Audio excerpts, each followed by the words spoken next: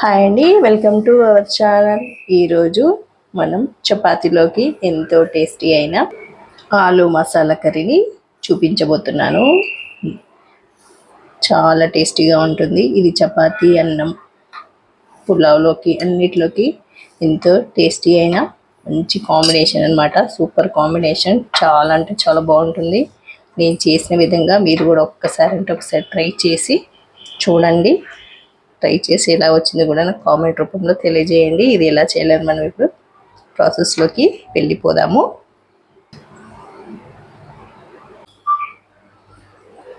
ముందుగా ఈ ఆలుగడ్డ కుర్మాకి ఆలుగడ్డల్ని ఉడికించి పెట్టేసుకోవాలి. నేను పెద్ద సైజు ఆలుగడ్డలకు 3 తీసుకున్నాను. వీటిని ముందే ఉడికించి పెట్టేసుకున్నాను. వీటిని తీసేసుకొని ఉంచుకోవాలన్నమాట. ఇలా అన్ని పొట్టు తీసేసుకొని పెద్ద ముక్కలుగా కట్ చేసుకోవాలి. చిన్నగా కాకుండా పెద్ద ముక్కలు కట్ చేసుకోవాలి. స్మాష్ కూడా చేయొద్దు. ఇలా ముక్కలుగా కట్ చేసి పక్కకు పెట్టేసుకోవాలి.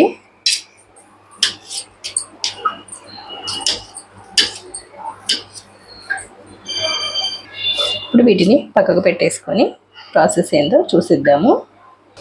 ఇప్పుడు స్టవ్ వెలిగించుకొని కడాయి పెట్టుకొని ఇందులో 2 గరిటెల వరకు ఆయిల్ వేసుకోండి.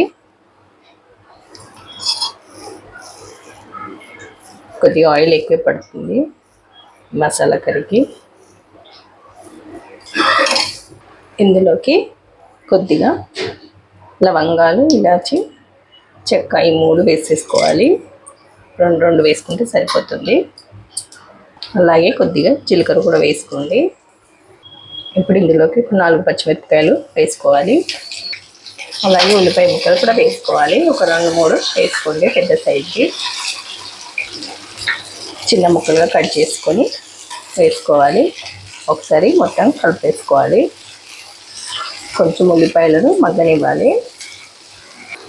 ఉల్లిపాయలు కొంచెం మగ్గిన తర్వాత అల్లం వెల్లుల్లి పేస్ట్ 1 టీ స్పూన్ వేసుకోండి. మళ్ళీ ఒకసారి కలిపేసేసుకోవాలి. కొద్దిగా పసుపు కూడా వేసుకోవాలి. ఒక 4 రెమ్మలు కరివేపాకు వేసుకొని అల్లం వెల్లుల్లి పేస్ట్ పచ్చి వాసన పోయేంత వరకు పక్కన వేయించుకోవాలి. ఉల్లిపాయలు ఇలా కొంచెం వేగిన తర్వాత ఇందులోకి ఒక 3 టేబుల్ స్పూన్ల పెరుగు వేసుకోండి. ఇందులోకి మొత్తం కలిసేలాగా కలిపేసేసుకున్నాక కొంచెం కలిసిపోవాలన్నమాట. మొత్తం మంటను తగ్గించుకొని ఉంచుకోవాలి. ఇక్కడ మీరు కమ్మడి పెరుగునే వేసుకోవాలి. పుల్లటి వేసుకోవద్దు, మళ్ళీ కర్రీ అంతా పుల్లగా అయిపోతుంది. అందుకోసం కమ్మడి పెరిగే వేసుకోవాలి.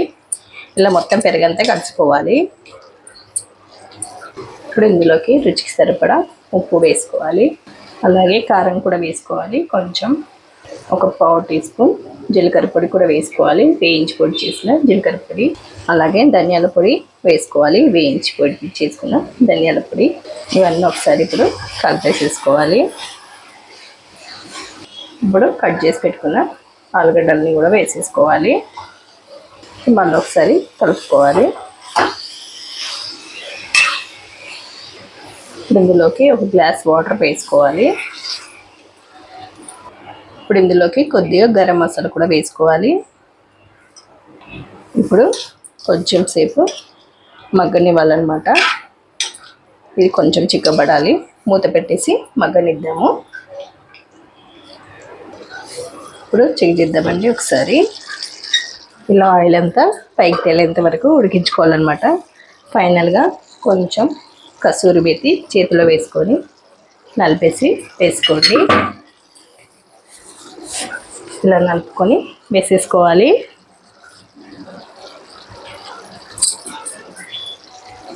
మళ్ళీ ఒకసారి కలిపేసేసుకొని 2 నిమిషాలు మూత పెట్టేసుకొని స్టవ్ ఆఫ్ చేసేసుకోవడమే. రెడీ అయిపోయింది మనకు ఆలు మసాలా కర్రీ. ఇది చపాతీ, బిర్యానీ, రైస్లోకి కూడా అన్నిటిలోకి కూడా చాలా బాగుంటుంది. ఒకసారి ఈ విధంగా మీరు కూడా ఒకసారి ట్రై చేసి చూడండి. ట్రై చేసిన కామెంట్ రూపంలో ఎలా వచ్చిందనేది చెప్పండి. ఇప్పుడు ఒక 2 నిమిషాలు ఉంచిద్దాము. ఇప్పుడు స్టవ్ ఆఫ్ చేసేస్తున్నాను. ఇప్పుడు ఒక బౌల్లోకి పెట్టేసుకోవడమే. ఇదండి ఇవాళ మన ఆలు మసాలా కర్రీ ఎంతో టేస్టీగా ఉండే ఈ కర్రీని మీరు కూడా ఒకసారి ట్రై చేసి చూడండి. నచ్చినట్లయితే లైక్ చేయండి, షేర్ చేయండి, కామెంట్ పెట్టండి. మరిన్ని వీడియోస్ కోసం నా ఛానల్ని సబ్స్క్రైబ్ చేసుకోండి. పక్కనే ఉన్న బెల్ ఐకాన్ని క్లిక్ చేయండి. Thank you for watching. మరో వీడియోతో మేము ముందుంటాను. Bye bye.